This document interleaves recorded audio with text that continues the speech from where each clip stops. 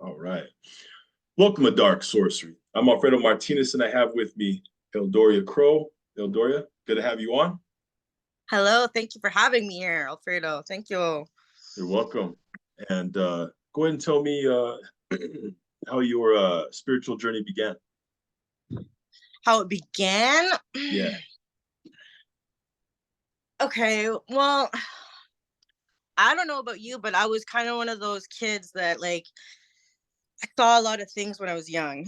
I saw spirits. I saw a lot of paranormal stuff when I was very young. I used to see things come out through my window and scan me.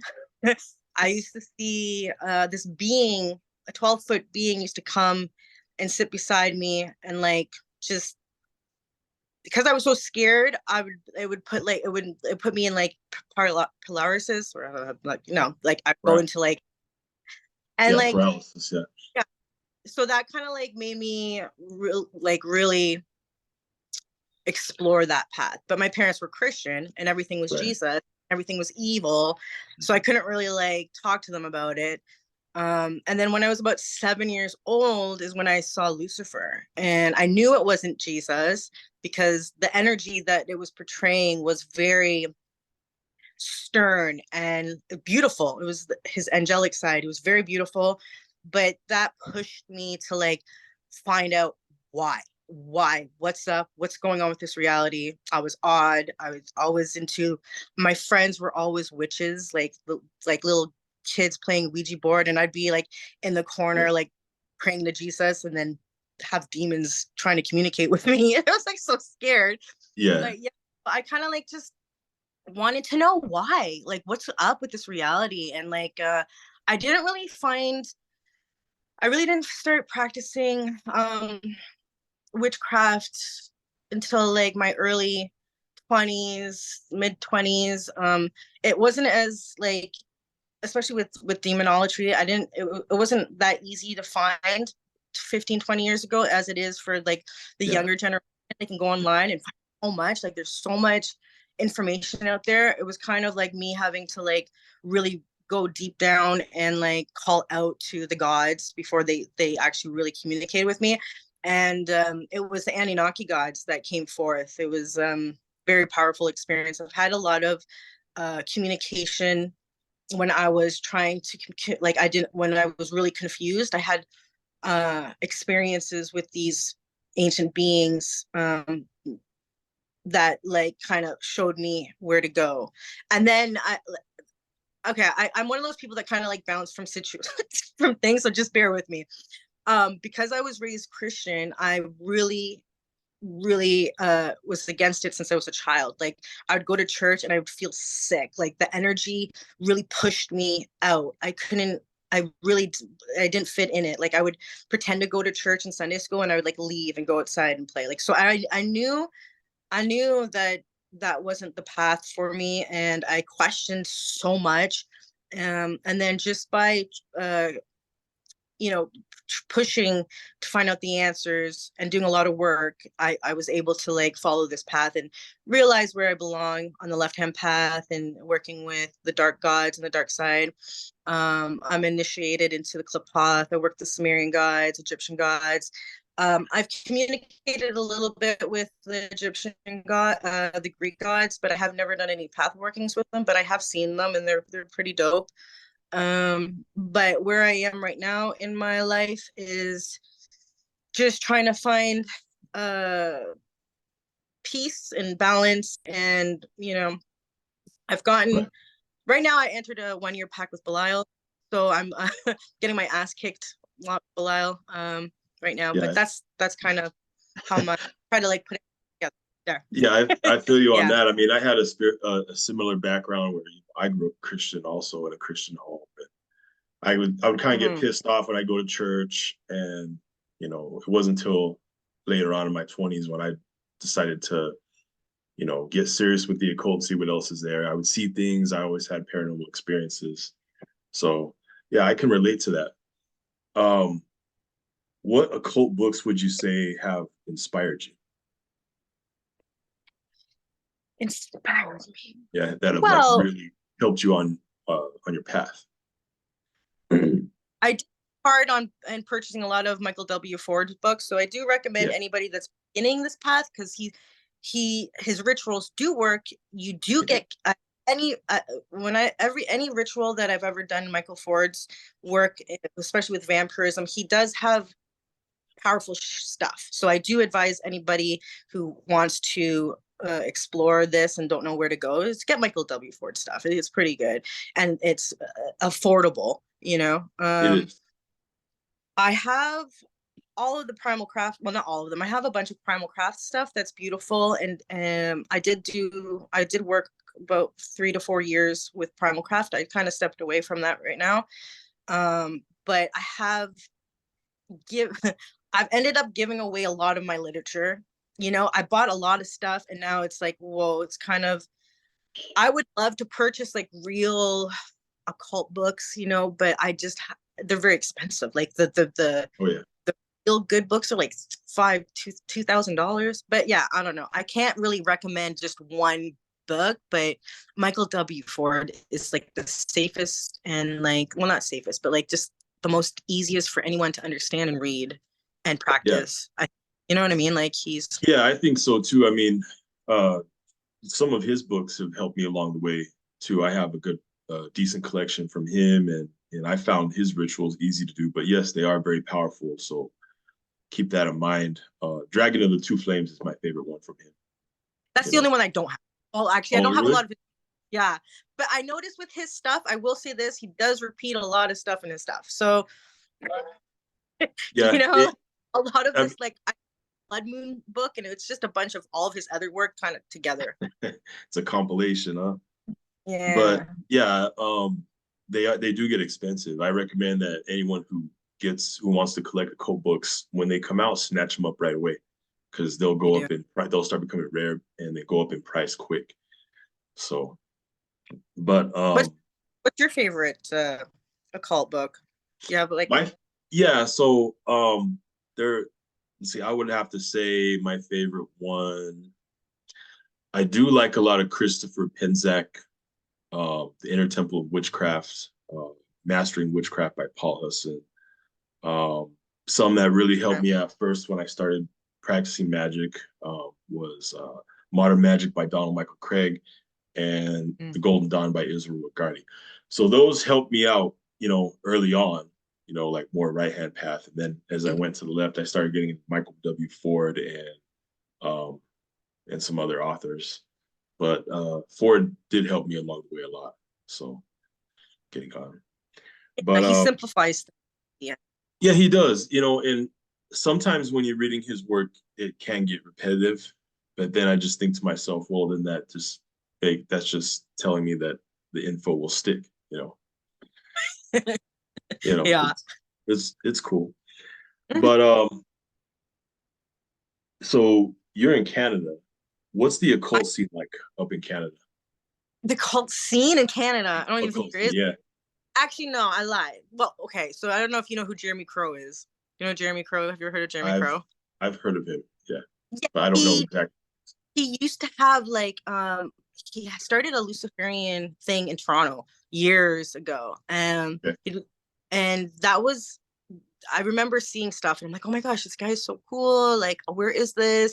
But that got shut down and stuff like that. And then me and him started talking a couple of years ago, and we were supposed to come together and start a new thing for Toronto, but that just really never took off. I don't know, it just didn't really take off. But I really don't think there's a lot of, it's very Christian based here, like a lot of places, and especially where I am, it's a lot of Islam now, Islam and Christianity. We got like mosques being built on every corner. We have but yeah, so I've never met I mean, I'm sure there's lots of people that practice witchcraft here, but I'm an isolated person anyways. I don't really go out and meet friends, so I don't know. But yeah, no, it's all Christians here. Easy energy to vamp. Yeah, I mean, if you can be just as successful by yourself, you know, and suck all that energy up. That's what you just go to any church and do that. Yeah, I have done stuff where I've done work and went around churches and planted sigils and did a lot of Ahrimanic work Mm. around there, chaos magic. And you know, if you practice vampirism, you understand how to vamp energy in churches. If you, you know, because when I was young, the energy used to make me sick, but I was a Yeah. vampire, I didn't know what the hell was going on, you know. But now Mhm. I can go and suck it all up. Yeah, Sorry, say John, with it's going to me now. me. Yeah, that's cool. Hmm. Now, what's the most common mistake you would say that, experienced occultists often make? Common mistake. Oh man, I think, see, I don't think there are mistakes because without mistakes, you're never really going to understand how your magic works. And every practitioner is different. Yeah. Every, every demon spirit works with everybody so differently. So Mm. the way Balak me is going to be completely different on the way he's dealing with you. So Right. our interpretation of everything is so subjective and so different, but when we come together and we can compare notes, at least there's comparisons of, well, this worked for somebody's, because you have to find out what you're good at. Like some people are really good at cursing, some people aren't, some people are better at different types of magic. So it's Mm. all about exploring. And I think the biggest mistake, it's not really a mistake, it's just that we doubt ourselves a lot, and that's just actually kind of part of the path. Like as soon as I start doubting my magic, a lot of times that's when it starts to fucking work, or the spirits are like, fine, bitch, here you Mm. go. But it's true. Like sometimes, like I've been in fights with these entities before. It's like, fuck you. Like I'm done. I'm fucking out. That's a good way of looking at it. Like, where's I'm sorry. no, it's okay, go. Oh, you kind of cut out there. No, it's Um, no, that's a good way of looking at it because no one's ever answered it that way. That's true. Spirits are going to work with people different ways. Um, mhm. but you mentioned Belial. What would you say is your greatest benefit of working with Belial? It's funny because Belial has taken over, like it's when I look back at all of my practices, you know, in the beginning it was Lucifer that set me free from the like from Christianity, from illusions. He really took me under his wing. I really embrace, I have Lucifer on here.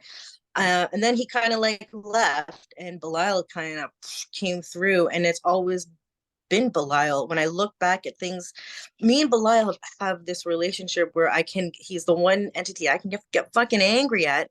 And, you know, the way he teaches me discipline. Like, and if you want something, like right now, I'm going through, like I want to have total control of what I fucking eat, how my body, my, like I'm tired of looking in the mirror and not being happy. So he's actually removed so many things in my life. So the only thing I can really focus on is my health.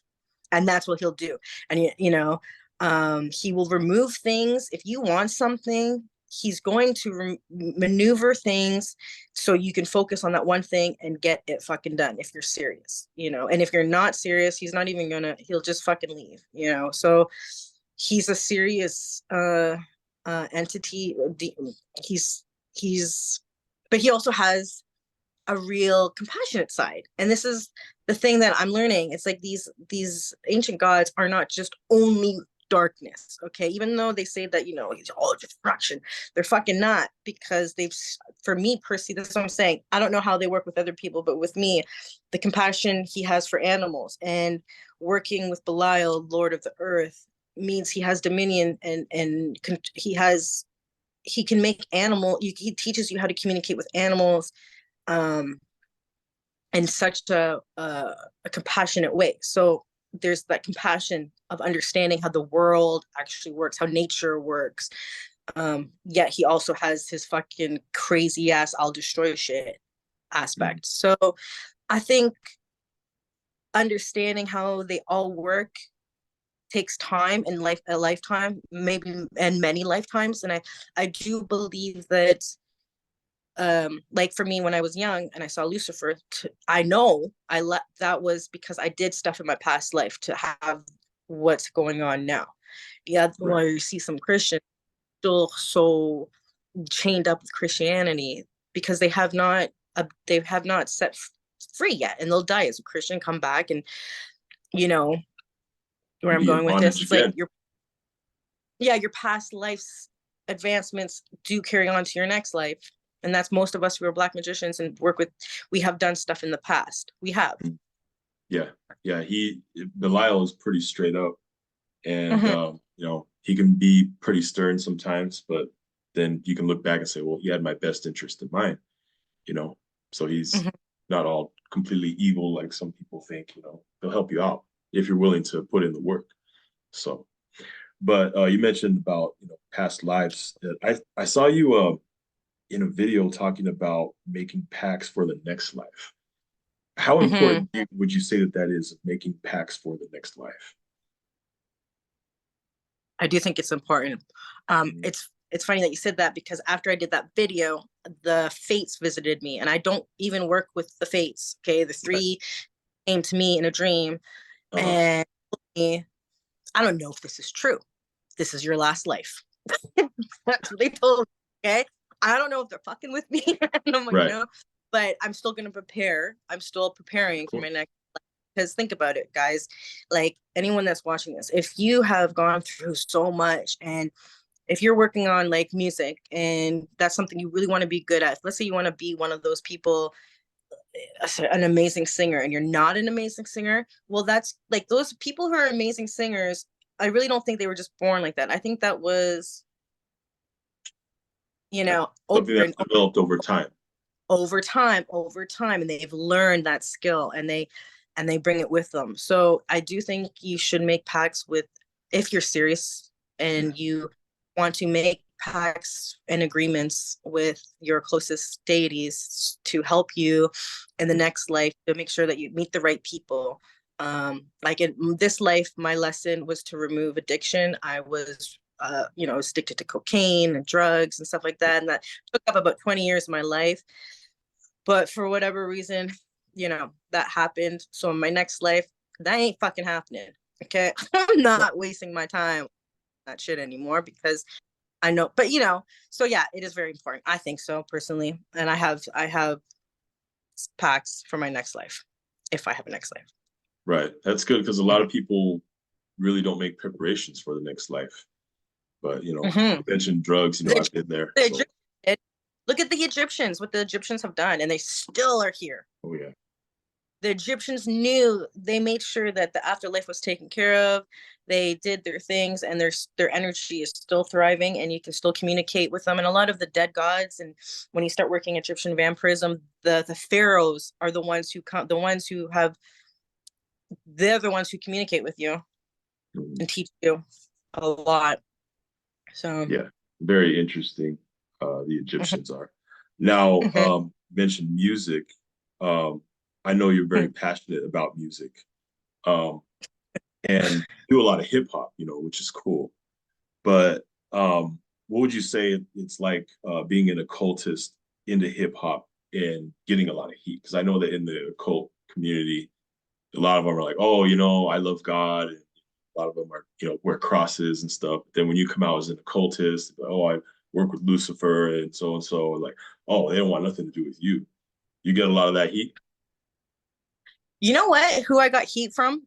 Other, I, when I first started doing music, I would get heat from the heavy metal fucking occultist people that were like, like the heavy metal guys who were representing the Yeah. occult. And like, I never thought like Arimon, like, I'm like, bro, what the fuck? Shut the fuck up. Like, why is it only for metal? Like, music, if you know, King Paimon is the one who has influenced a lot of hip hop. It's King Paimon. Okay. He has a lot of dominion over hip hop. Mhm. And, uh, yeah, so the Christians, well, the thing is, I don't put my stuff out into, um like, I'm not really on Spotify or anything, and I really just do it Mhm. only for the ones who it's meant for, or it's more of a creative, like I'm saying, like I'm preparing for my next life. So I'm doing as Right. much as I can, practicing hip hop.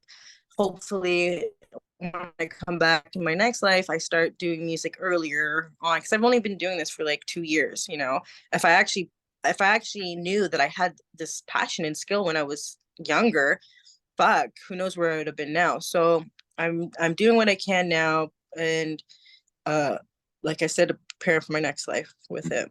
But not so much. I'm very like I don't tell people.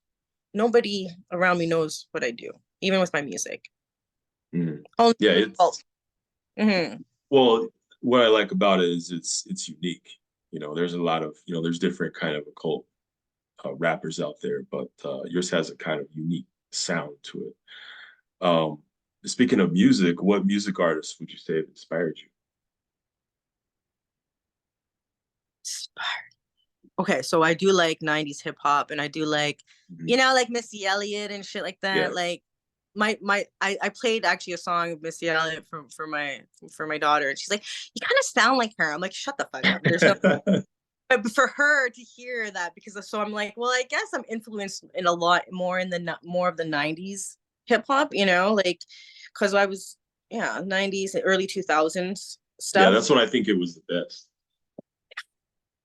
I mean, I think that, now, every now and then a good jam will come out, but for the most part, I just think a lot of it is just trash. Well, it's funny. It's just it's weird.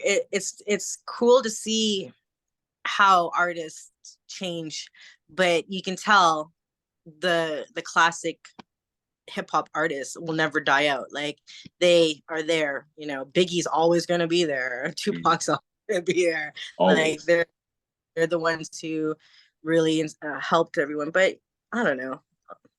Yeah, I really try with my music. The way I started getting into it is because I wanted to hear my style of music with the name of Lucifer, Belial. I wanted to hear the Dark God, and then I wanted to actually, like when I do rituals, instead of listening to like this hypnotic thing, the way I do ritual is like if I can fucking feel it, and I actually Yeah. feel like more, rather than listening to like the more, no, I can't do that. Like the best way I connect with the gods is when I'm vibrating really high and like really really pumped and shit like that. So I started to like do stuff for them, Mhm. and then yeah, and I think Yeah. everybody should try to explore creativity with the occult. I mean, it was actually one of the devas, with had an amazing experience when I worked with Ariman in the Seven Devas, the Persian current. These entities are so fucking amazing. This deva pulled me out of my body, raised my kundalini with his energy. Like he kind of like he sedated me, okay? Mhm. And I heard in my head music, and I heard myself, and I was like, is that me? Meanwhile, this demon is fucking penetrating me with sexual energy.